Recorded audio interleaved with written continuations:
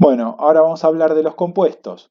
Un compuesto es una sustancia pura que contiene más de un elemento. El agua es un compuesto formado por hidrógeno y oxígeno. El metano y el acetileno son compuestos que contienen carbono e hidrógeno en diferentes proporciones. Los compuestos poseen una composición fija, es decir, un compuesto dado siempre contiene los mismos elementos en los mismos porcentajes de la masa. ¿Qué queremos decir? Por ejemplo, bueno, sigamos leyendo y ahora les explico. Una muestra de agua pura contiene exactamente el 11,9 de hidrógeno y 88,81% de hidrógeno. Bueno, el agua siempre, no importa la cantidad de agua que yo analice, siempre va a ser 11,9% de hidrógeno y 88,81% de oxígeno. Siempre va a tener esa cantidad de elementos. Si alguien se acuerda o lo vio, el agua está compuesta, acá tenemos la sigla, por H2O. ¿Esto qué significa? Dos átomos de hidrógeno y un átomo de oxígeno. Ahora acá, ¿no les suena raro que el 11% es de hidrógeno y el 88% es de oxígeno cuando tiene por cada molécula dos átomos de hidrógeno? O sea, en cada gota de agua siempre va a haber más cantidad de átomos de hidrógeno que de oxígeno.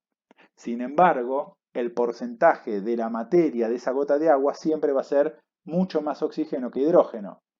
Esto lo veremos más adelante, pero esencialmente es porque el átomo de hidrógeno es el átomo más chico o de menos masa que existe. Es el elemento número 1. Esencialmente, después lo explicaremos bien, pero el átomo, lo que le da la masa, la materia al átomo, es el núcleo.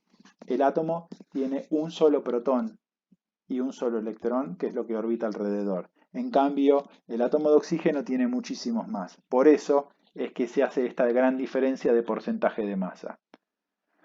Por el contrario, las mezclas pueden variar su composición. Por ejemplo, el agua salada puede tener más o menos cantidad de sal, puede tener más o menos cantidad de cloruro de sodio, que es lo que hace que el agua sea salada, esa mezcla. El sodio es un metal brillante y extremadamente reactivo, el cloro es un gas venenoso amarillo verdoso. Cuando estos dos se combinan, forman cloruro de sodio, que es lo que les estaba hablando. El cloruro de sodio es la sal de mesa común. Existen muchos métodos para separar los elementos de un compuesto. A veces el calor es suficiente. Esto pasa con el óxido de mercurio, un compuesto formado por mercurio y oxígeno. Se descompone en sus elementos cuando se lo calienta a 600 grados.